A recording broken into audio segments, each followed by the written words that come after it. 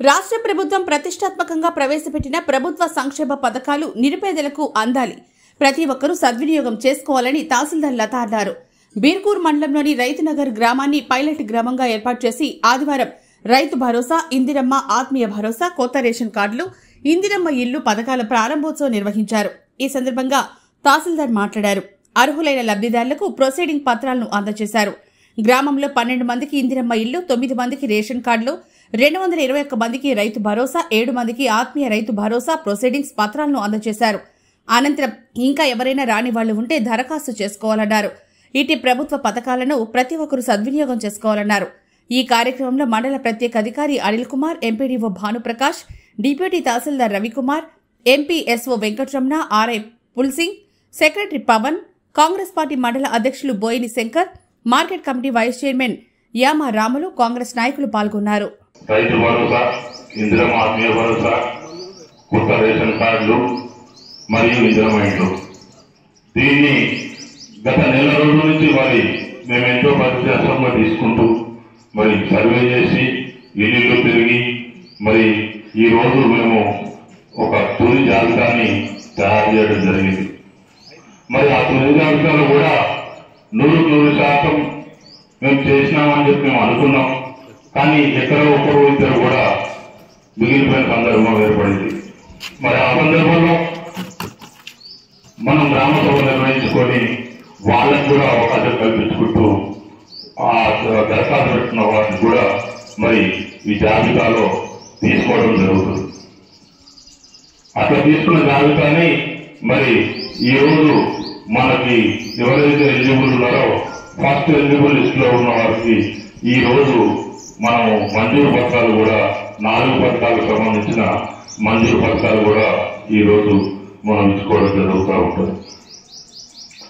కాబట్టి మండలంలో ఒక రైతునగర్ గ్రామమే 100% మంజూరు పొందే విధంగా పైలట్ ప్రాజెక్ట్ మనకి దక్కడం మీ గ్రామానికి మీకు చాలా అదృష్టమని నేను భావిస్తున్నాను. మన రాష్ట్ర ప్రభుత్వం ప్రవేశపెట్టిన 4 పథకాలలో భాగంగా గత 15 రోజుల నుంచి మనము ఫీల్డ్ వెరిఫికేషన్ చేసుకోవడం జరిగింది. మరియు దాంట్లో మన గ్రామ సభలు కూడా నిర్వహించుకోవడం జరిగింది. ఆ గ్రామ సభల్లో ఎలిజిబుల్ బెనిఫిషరీస్ ని మనం ఐడెంటిఫై చేయడం జరిగింది. ఇంకా దాంట్లో మనకి రాని వారి దగ్గర నుంచి కూడా దరఖాస్తులు తీసుకోవడం జరిగింది.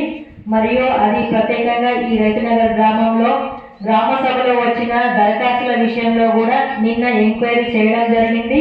ఆ ఎంక్వైరీ చేసిన వారికి కూడా మనం ఇప్పుడు లబ్ధిదారులకు అర్హత కలిగి ఉంటే వారిని కూడా ఈ కార్యక్రమంలో కన్సిడర్ చేస్తూ వాళ్ళకు కూడా మనము సర్టిఫికేట్స్ ఇవ్వడం జరుగుతుంది. మెయిన్గా మన బీర్కూర్ గ్రామంలో రైతునగర్ని ఎంపిక చేసుకోవడము నిజంగా చాలా మంచి విషయము. ఇంకొకటి ఏంటంటే గవర్నమెంట్ ఇచ్చిన ఆదేశాల ప్రకారము మనం ఈ రోజు పైలట్ ప్రాజెక్ట్ గా ఎంపిక చేసుకున్న గ్రామంలో ఆల్ బెనిఫిషరీస్ కవర్ అయ్యేటట్టు గవర్నమెంట్ ఆదేశం ఇవ్వడం జరిగింది. అందులోనే భాగంగా మన గ్రామ సభలో వచ్చిన అర్జీలను కూడా పరిష్కరించి నైట్ వాటి లిస్టు కూడా అప్రూవల్ తీసుకొని ఈ రోజు ఈ సభా వేదిక ద్వారా వారికి కూడా పంపిణీ చేయడం జరుగుతుంది. ఇది గవర్నమెంట్ ప్రతిష్టాత్మకంగా తీసుకొని ప్రాబ్లమ్స్ ఫ్రీ విలేజ్ గా చేద్దామనే ఉద్దేశంతో ఈ రోజు ఒక విలేజ్ ని సెలెక్ట్ చేయడం జరిగింది. దాంట్లో భాగంగా బీర్కూర్ మండలంలో రైతునగర్ ని సెలెక్ట్ చేయడం జరిగింది.